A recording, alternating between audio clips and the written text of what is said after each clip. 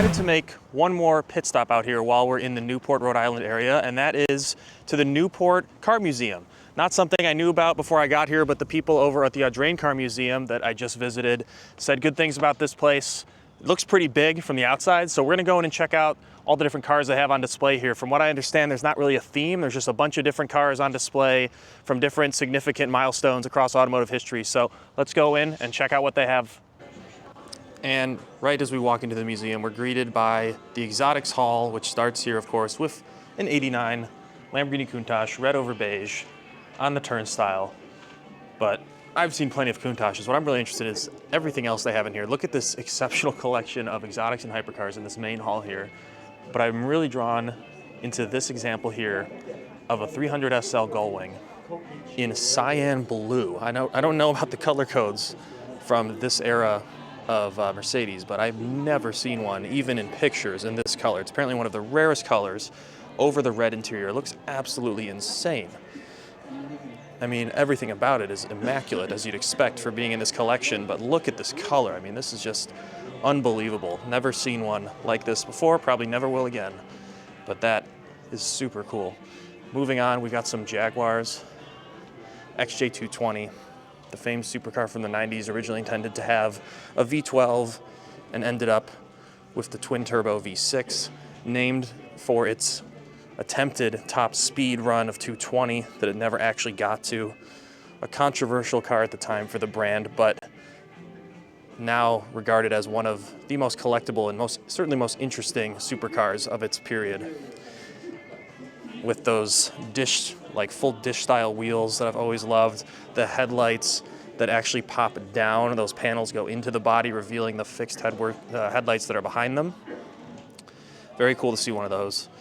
Then we've got some of the classics, an E-Type and an XK120. Looks like an MGA Roadster sitting behind that. Then moving on, another legend here. This is a rebodied car, no surprise, but a rebodied 250 Ferrari Lusso, rebodied as a 250 GTO, of course. The originals being one of the most rare and valuable Ferraris of all time. But a pretty convincing and pretty authentic looking rebody, which I'm sure is part of why they selected it for this collection. Moving on, Murcielago LP640 Roadster, next to a Diablo VT Roadster, the first of the Roadsters in Lamborghini's primary V12 flagship lineup, and the first to introduce all-wheel drive, being the VT model. Have a BMW 300 Isetta mixed in here with the supercars. Always fun to see some of the vintage bubble cars like this, with the iconic front opening door with the steering wheel and steering column basically attached. An original second-gen Acura NSX here, and an acid green Aventador SV Roadster. Very sharp.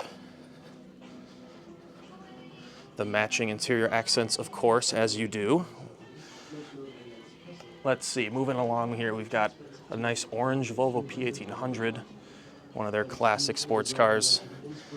But then let's go check out this center area of some hypercar royalty in here. McLaren Senna, original McLaren P1 in the volcano orange color. The second of the Holy Trinity cars that we've seen out here in Newport after seeing the 918 Spider at the Audrain Car Museum. Newport Car Museum now has the classic P1, still looking as sharp as ever. And of course, the granddaddy of hypercars, you could say, the original Veyron 16.4 in its press spec, or one of the popular press specs, with the two-tone black over red. Exceptional. Some very nice Mercedes here as well next to that 300 SL. We've got an SLR McLaren Roadster, also in one of the original spec colorways. The Roadster coming towards the end of the SLR lineup production run.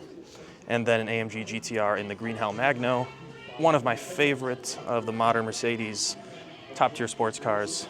The GT line in general is just such a good-looking range of vehicles, and the GTR is the ultimate until you get to the Black Series, of course. But that Black Series is basically a racing car, a little too intense for some. This, for me at least, is the perfect sweet spot. Maybe a GTC, but I don't know. How can you deny the ferocity of the GTR? These are just so cool. With all of the additional settings and driver configurations in there, that center yellow traction control dial where you can dynamically go between, I think, like 9 different levels of traction control. And the paint, of course, is so iconic when they launched this thing originally in this Greenhelm Magno matte green. And then what do we have behind me here? A 300 SL Roadster, very rare. In more of the, what you might say, traditional vintage Mercedes spec, the silver arrow color over the red interior. But of course, you lose the iconic gullwing. And then here, the vaunted sports car racer that they entered in its day, a recreation, not an original, but a 300 SLR. Apparently, a recreation that was fully authorized in partnership with Mercedes-Benz, so it's probably as good as it can be. But this was the classic Mille Miglia racer with those dramatic side exit exhaust pipes, trumpets basically. Moving past the supercar gallery, we go into the Corvette room display with all sorts of iconic Corvettes from over the years, spread across all 8 generations. Have highlights like the C6 ZR1, the original C1, a C7 ZR1 convertible. We have a C8 over there. C2, C2 Grand Sport Racer, C2 convertible, the original Corvette from '53, what some people will call the C0. And looks like a C5 Z06 over there, more C2s, C8 Stingray, and a C4 ZR1, C7 Z06. Here's a C3, and I think the C8 over there, that white one, I think, looks like a Z06. And then here, to rival the Corvettes, we move into Ford and Shelby specifically. Some of their greatest hits, of course, with the modern GT next to the original Ford GT from 2005 in beautiful blue with the white stripes. GT350 Mustang race car next to the modern GT350. Actually, I'm sorry, this is not a GT350. Got thrown off by the back. It's the GT500 KR. Although this is not the original GT500 KR from around 2010. This is the most recent GT500 with a KR body kit. Actually, didn't even know this was a thing that they offered. Very cool. Shelby Cobra, Daytona Cobra. Wow, that's cool. There's the GT350 I was looking for, the modern GT350. And an older GT350 convertible and GT350 standard coupe, non-racing spec. More classic Mustangs here as well. The original GT500 KR from Shelby and a matching convertible of the GT500 KR. And here's the actual GT500 KR I was thinking of from 2008. Limited production version of the GT500 at that time, around when they started also introducing the Super Snake packages. Very cool. I don't think I've ever seen one of these. They're very rare. Original Mustang, convertible, another Cobra. What do we have over there? A Boss 302 and a Di Tommaso Pantera, given the use of the Ford engines in those supercars. Boss 302 and a Boss 429. And, of course, original GT40 here. Looks like this was a movie car based on, I guess, the Mark I. Yeah, I think this is a Mark I GT40 replica for the movie. And a Shelby Series 1. The only true Shelby badged vehicle from his own project. Cool to see these.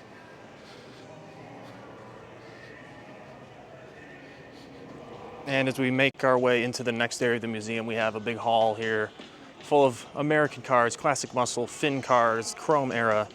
But then we also have a whole nother hall full of Porsches. What would a car museum be without a Porsche exhibit, right?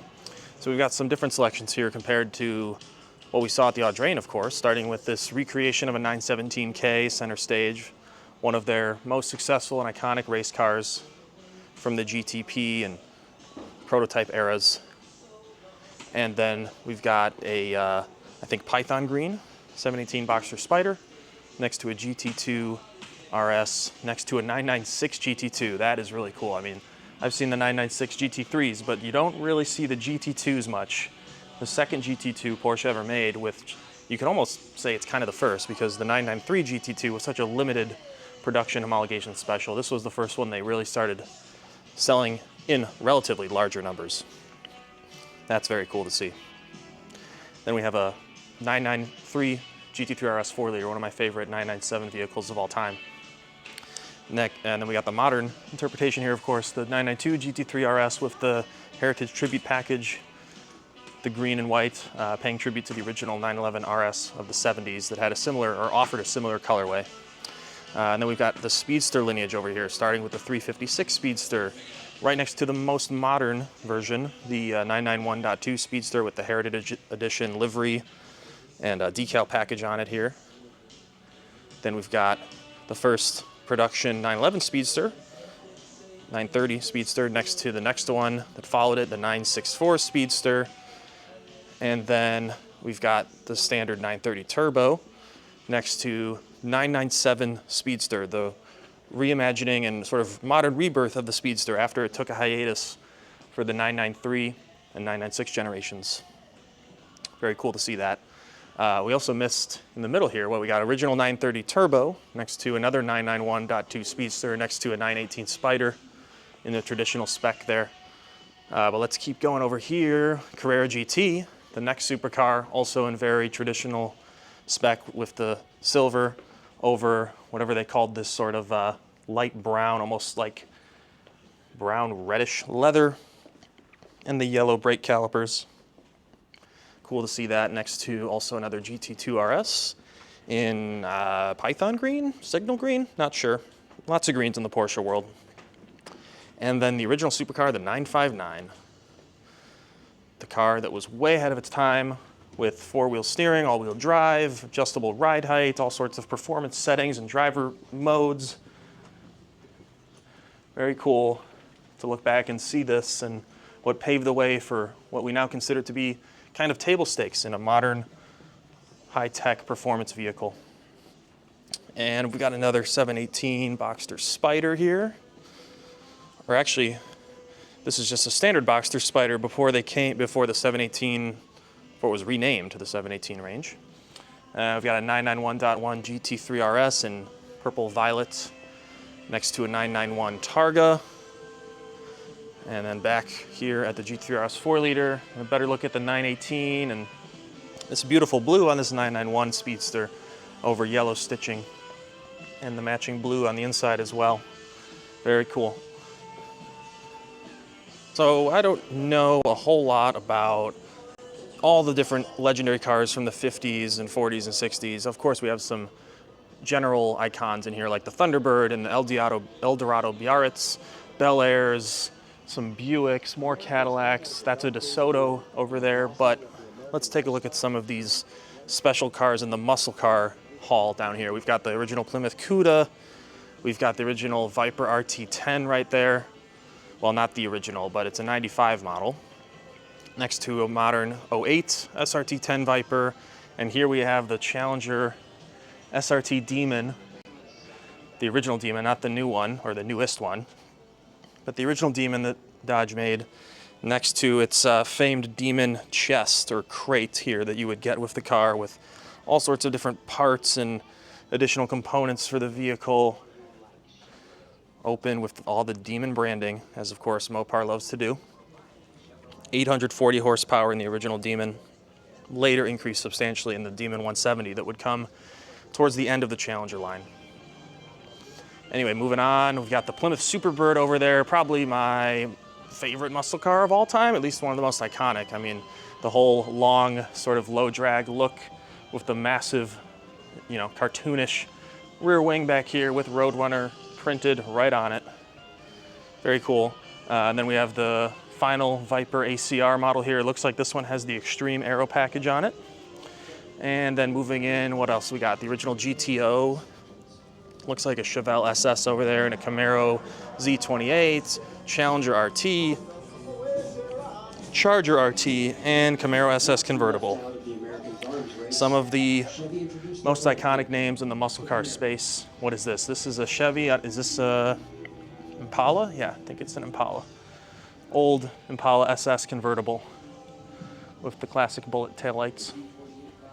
And that will conclude our visit here today at the Newport Car Museum. It was a great time coming out here to check out a truly incredible collection of cars at this wonderful facility. It's really expansive, tons of room to walk around, take pictures, get up and look at the cars up close, the interior.